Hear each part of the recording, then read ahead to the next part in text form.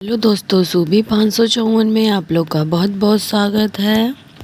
दोस्तों, कहानी का आनंद लेने के लिए वीडियो को लास्ट तक बने रहिए और कहानी अच्छी लगे तो चैनल को लाइक कीजिए, सब्सक्राइब कीजिए बेल आइकन के साथ। और मैं आपके बीच बहुत ही अच्छी कहानी लेके आ रही हूँ जिसका नाम है बस और अब नहीं। संजय ने सोनिया की आंखों में झांकते हुए बेहद भावविहीन स्वरों में उससे कहा था, सोनिया, मैं तुम्हें अपनी पत्नी बनाना चाहता हूँ, तुमसे विवाह करना चाहता हूँ, वादा करता हूँ कभी तुम्हारे इन आंखों में आंसू नहीं आने दूंगा, तुम्हें सोने जीवन को बेइंतहा खुशियाँ भर दूंगा। बोलो, सोनू की माँ बनोगी? संजय का यह विवाह प्रस्ताव सुनकर सोनिया की कुछ समझ में न आया था कि वह उससे क्या कहे। फिर क्षण भर में तनिक सोचकर उसने उससे कहा था, संजय, थोड़ा रुक जाओ, मैं तुम्हें ना नहीं कर रही, लेकिन मुझे थोड़ा समय दो अपनी पिछली अस्त व्यस्त जिंदगी में उलझने के लिए। अभी मेरा तलाक हुए 6 महीने ही तो बीते हैं, मुझे थोड़ा वक्त और चाहिए अपनी पटरी से उतरी जिंदगी को ट्रैक पर लाने के लिए। ठीक है, अब मैं अपना यह प्रस्ताव फिर से ठीक 1 साल बाद दोहराऊंगा।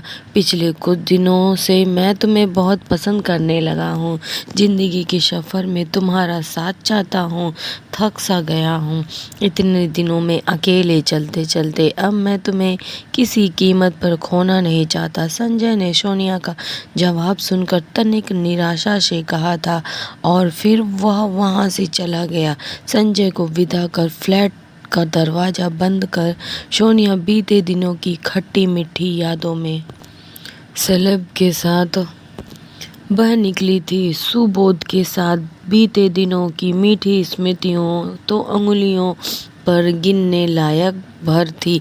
सुबोध से विवाह के बाद शुरुआती 5-6 माह की अच्छी बीते थे। उसके बाद से सुबोध ने अपने अंदर की रिक्तियाँ और कड़वाहट से उसकी सारी जिंदगी बदरंग बना दी थी। और अनन्याशिया सुबोध के साथ बिताई जिंदगी बियाबिन वीरानी की एक बार फिर से घिर गई थी और पुराने दिनों को जीने लगी थी।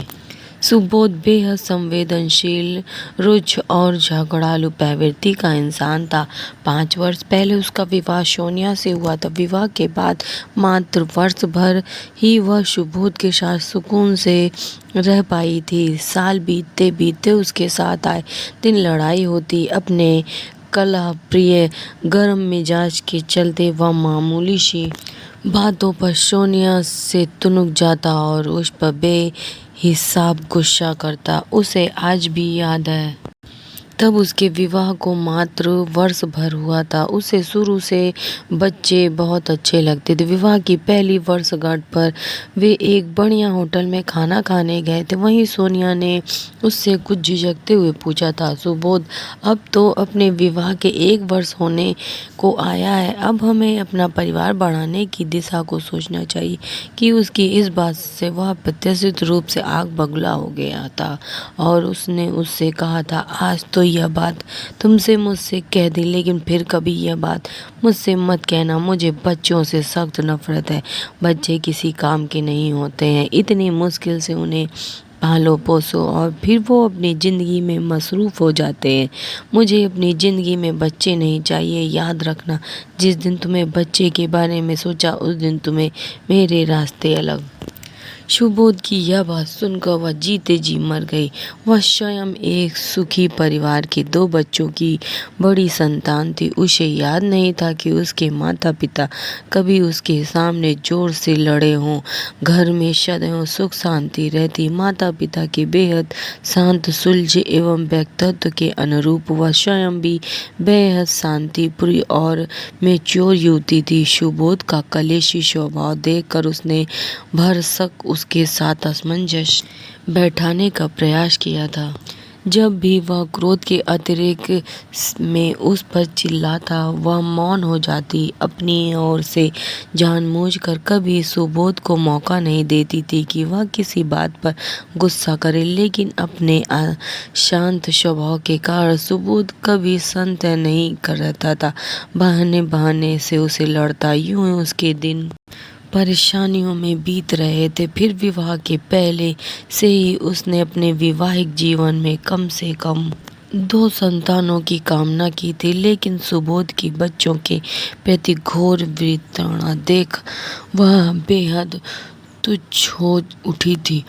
विवाह की पहली वर्षगांठ के बाद उसने एकाध बार उसे और समझाने का प्रयास किया था कि बच्चों के बिना वैवाहिक जीवन अर्थहीन है, बेमकसद है, लेकिन उनके बच्चों का मुद्दा उठने पर वह पूरी तरह झुंझला उठा। उसे अपशब्द बोलने लगा, सो अब वह डर के कारण उससे बच्चों की बात ही नहीं करती थी। भीतर भीतर घुटती रहती थी। विवाह के पहले से उन्हें कविता लिखने का बेहद शौक था। कॉलेज के ज़माने में इतनी भावपूर्ण कविताएं लिखती थी कि उसकी सहेलियां उसे महादेवी के नाम से छेड़ा करते थे। सुबोध के साथ रहकर वह सदियों विकल रहा करती थी और परेशानियों के इस दौर में उसके अंतर्मन का सारा संताप अक्षरों की राह बाहर निकलता। अतः कारण का सारा विषाद उसकी कविताओं में अभिव्यक्त होता। जिंदगी के थपेड़ों की आँच से उसके लेखन की एक उष्मा भरी गहराई आ गई थी और देश के प्रसिद्ध पत्र पत्रिकाओं में उसकी कविता प्रकाशित होने लगी थी। गाहें बगाहें शहर में होने वाली कविता सम्मेलनों में निमंत्रित आने लगा था। सुबोध को उसका यह साहित्य प्रेम फूटी आंखों न सुहाता। कविता सम्मेलन से उसका बुलावा आने पर वह चिढ़कर उसे जली कटी सुनाता, लेकिन जीवन के इस कटु मोड़ पर कविता सूजन उसे इन प्रतिकूल परिस्थितियों में भी उसकी जिजीविका की आंगन को सुलगाए रखता, उसे हिम्मत से जीने के लिए राह दिखाता। वह शहर के एक नामी गिनामी स्कूल के वरिष्ठ शिक्षिका के पद पर कार्य करता थी।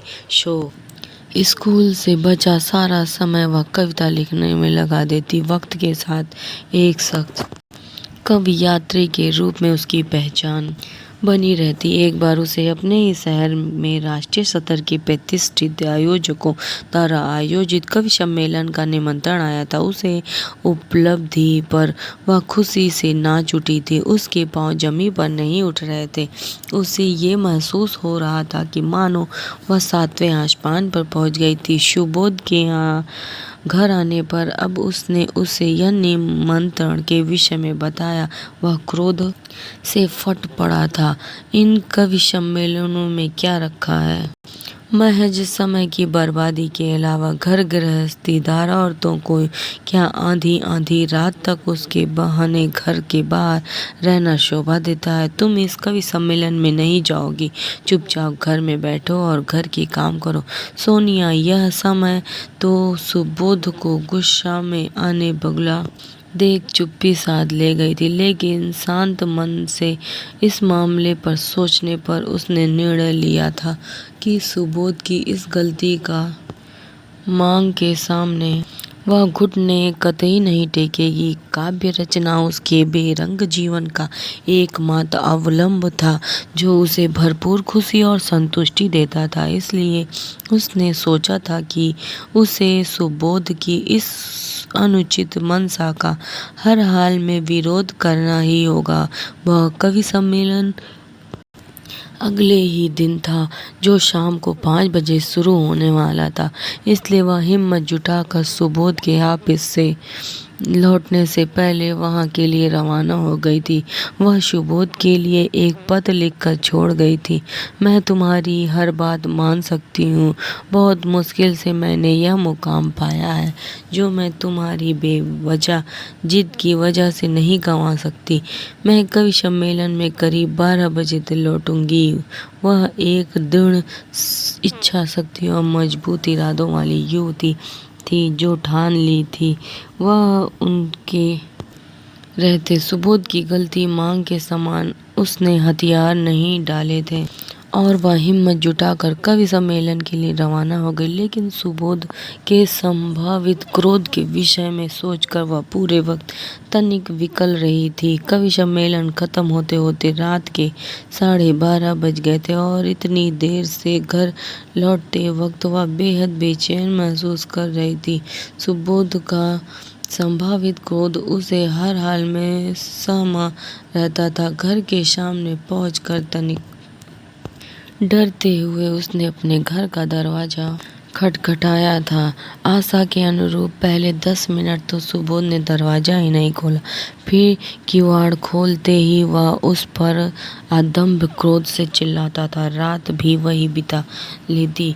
अभी भी घर आने की जरूरत क्या थी? शरीफ घरों की औरतों की ये लक्षण होते हैं कि रात के 1-1 बजे तक घर के बाहर रहें। इस पर सोनिया ने अत्यंत शांत और साधे हुए अवसरों से उसे जवाब दिया था।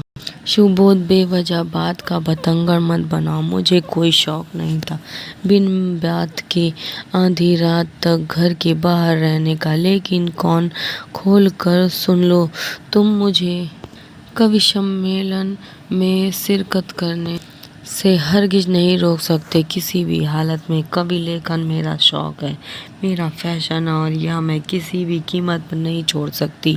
कविता लेखन नहीं छोड़ सकती तो इस घर में तुम्हारे लिए कोई जगह नहीं है।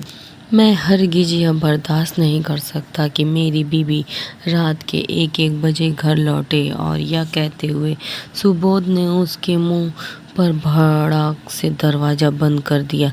रात के 1 बजने आए थे। इतनी रात को आपको यह घर के बाहर खड़ा देखकर सोनिया की आंखों में बेबसी के आंसू छलक आए थे। लेकिन तत्क्षण ही उसने कुछ सोचा था और अपनी गाड़ी में बैठ उसने उसे अपनी बुजुर्ग सहेली माया जी के घर की ओर मोड़ दिया था। उसने कभी सपने में भी नहीं सोचा था कि सुबोध उसके साथ ऐसा बर्ताव करेगा।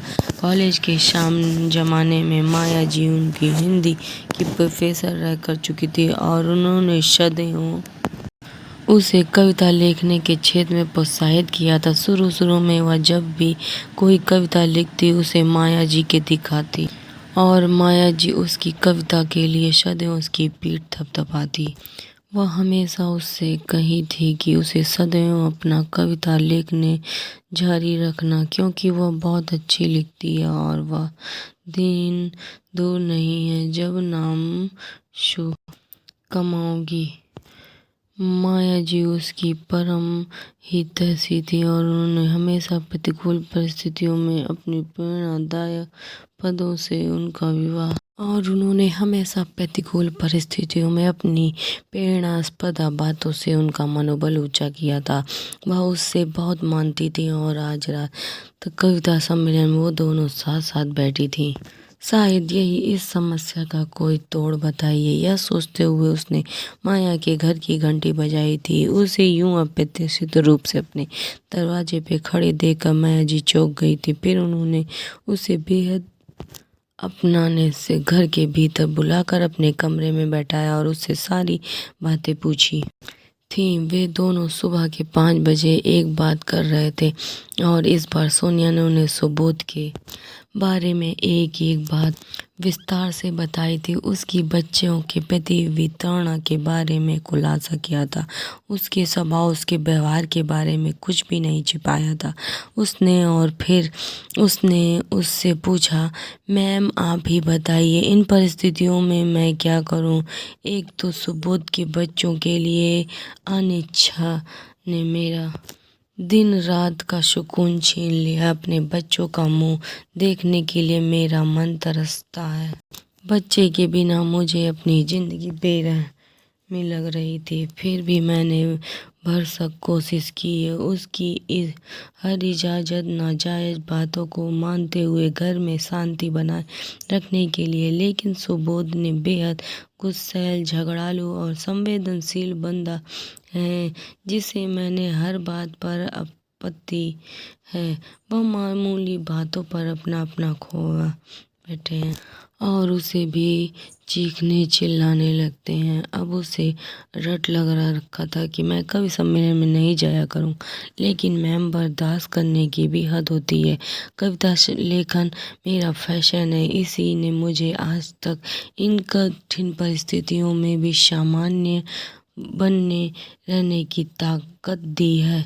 मेरी जीवाशा को जिंदा रखा है। कोई और होती तो जिंदगी में हार मान लेती होगी। मैंने अब निश्चय किया है कि मैं उसकी यह बात कतई नहीं सुनूंगी।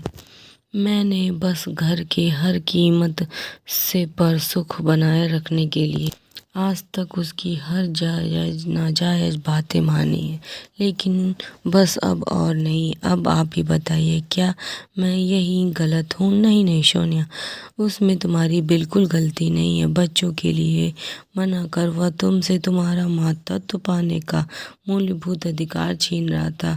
तुम्हें साथ बेहद जजत कर रहा हूँ। तुम्हारी बातों ने मुझे लगा कि बोध तुम्हारे समझहीन भावना से ग्रस्त है। तुम इतनी सुंदर हो, जहीन और बुद्ध जीवित हो। समाज में तुम्हारी प्रतिष्ठा है। लोग तुम्हें तुम्हारी क्रिएटिविटी और प्रतिभा के लिए भरपूर सम्मान देते हैं। यह बात सुबोध को हजम नहीं होगी। यह वह सुन कर वह तुम्हारे सामने हीन की भावना से ग्रस्त है और कुछ नहीं, और तुम्हें लेकर कुछ असुरक्षित की भावना कर गई थी। उसके चलते वह तुम पर हर समय रौब जमाने की कोशिश करता है, तुम पर चीखता चिल्लाता है। तुम अगर उसके साथ रही तो तुम्हें उसका चीखना चिल्लाना जिंदगी भर सहना पड़ेगा और तुम्हारा व्यक्तित्व खत्म हो जाएगा। अब इन परिस्थितियों में तुम्हें मजबूत होकर निर्णय लेना होगा कि तुम उसके साथ अपनी पूरी जिंदगी बिताना चाहती हो या नहीं। मेरी अपनी सोच यह है कि तुम्हें ऐसे गुस्सा, संवेदनशील, छिछली मानसिकता वाले तानाशाही स्वभाव के इंसान के साथ जिंदगी नहीं बितानी चाहिए, जो तुम्हें व्यक्तित्व का कुचला चाहता है, जो तुम्हारी अस्तित्व के एक खतरा बन चुका है। उसकी वजह से तुम कभी हंसी खुशी भरा सामान्य जीवन नहीं जी पाओगे।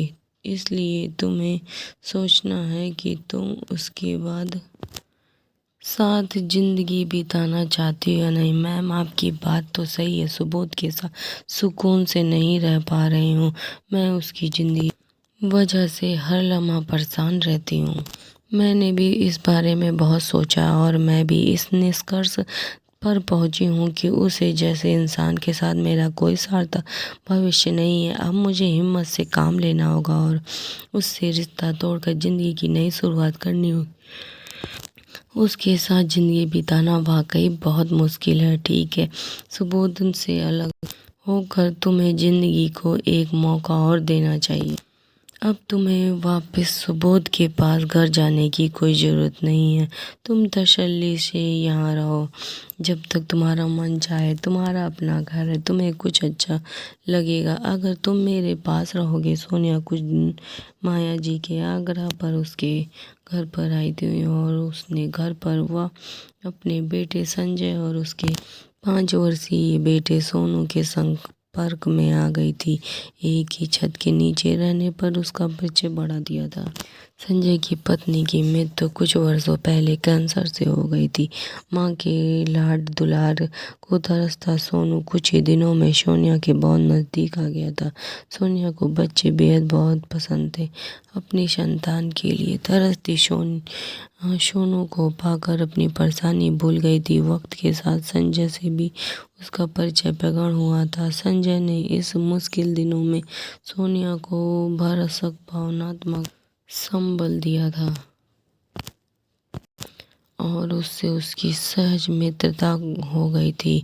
दो दुखी आत्मा एक दूसरे के संधिये में अपने अपने गम भूलने लगे थे। संजय स्वयं को संवेदनशील, भावुक और साहित्य प्रेमी इंसान था। स्वयं कुछ लिखना न था, लेकिन उसे स्थायी कविताओं, कहानियाँ, उपन्यास पढ़ना बेहद पसंद था। वह सोनिया की लिखी कविताएं बेहद रुचि से पढ़ता और उन पर अपनी बेबक राय तय देता। संजय और सोनिया का मानसिक स्तर मेल खाता था। बेहद भावुक और संवेदनशील स्वभाव और अपने साहित्य प्रेम के चलते दोनों धीरे धीरे एक दूसरे के नज़दीक आने लगे थे और उन दोनों की बढ़ती नज़दीकियों के पीछे सोनू का एक बड़ा योगदान था। सोनिया जितने दिन माया जी के घर रहती सोनू का बेहद ध्यान रखती थी, उनके खाने पीने, पढ़ाई और व्यक्तिगत ध्यान देती। अपने बच्चों के तुष्ट उसका मन सोनू में अपनी अजन्मी संतान की प्रतिछाया देखने लगी थी और सोनू के प्रति सोनिया का बेसर्त झुकाव देखते हुए संजय के अंतर्मन में सोनिया के प्रति अबोझ कोमल भावना अंकुरित होने लगे थे और दोनों एक दूसरे के निकट आने लगे थे। उधर एक दिन सोनिया माया जी के साथ एक दिन सुबोध से मिलने उसके घर गई थी और सोनिया ने बहुत शांत और संयम भाव से सुबोध से कहा था कि वह अब और उसके साथ ज़िंदगी साझा नहीं करना चाहती और वह उससे तलाक लेना चाहती। लेकिन इस बार बस सुबोध माया के सामने भी क्रोध से बुरी तरह भड़क गया था और अपने आपा खोकर चिल्लाने लगा था, तुम्हें क्या दुख है मेरे पास जो तुम औरतों के घर जाकर पड़ी हो और अपना अच्छा भला घर छोड़कर तुम्हें तुम्हारी कोई ज़रूरत नहीं है, तुम जहाँ चाहो रह सकते हो।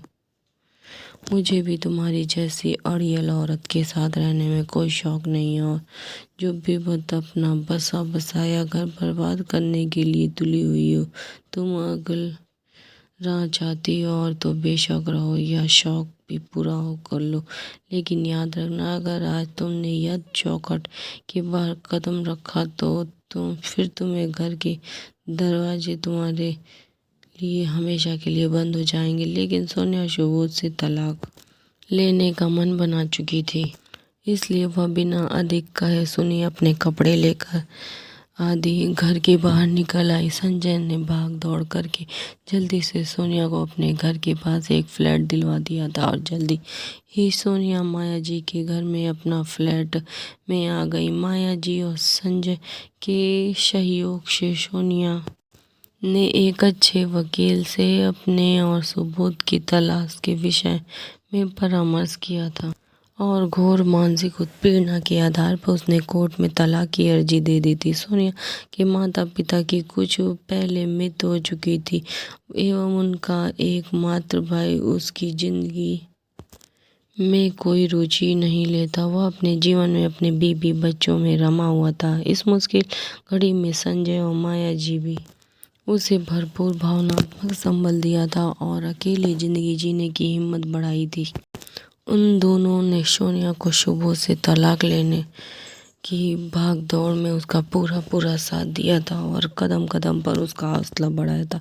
वक्त गुजरते देर न होती सुबोध और सोनिया के 1 वर्ष के अलावा की अवधि पश्चात दोनों का तलाक हो गया था। आज उन दोनों का तलाक हुए पूरे 6 माह हो आए थे। आज ही संजय ने उसके पक्ष में अपना विवाह प्रस्ताव किया था।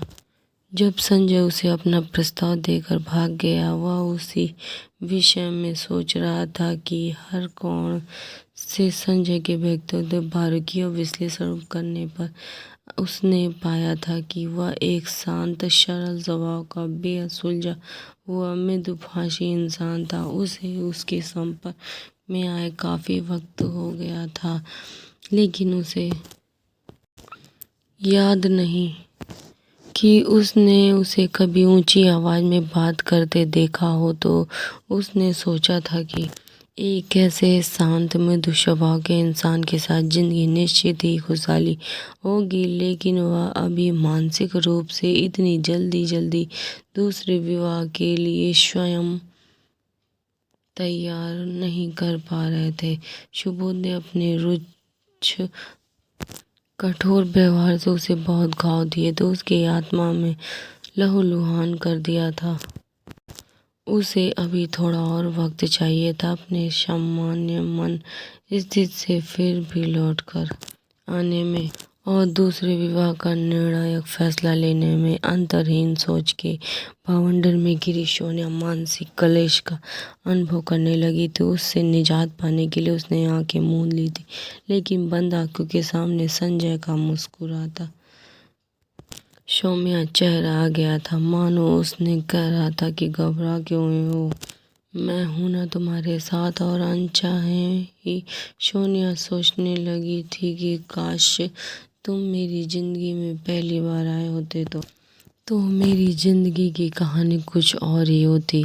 उन्हें सब सोच कर दूसरे दिन सोनिया ने संजय के विवाह के प्रस्ताव को स्वीकार कर दिया और कुछ ही दिनों बाद सोनिया की जिंदगी खुशहाली के रंगों से भर गई।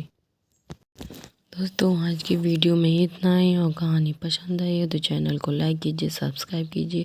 सुबह 554 में बाय बाय, नेक्स्ट ब्लॉग में मिलेंगे।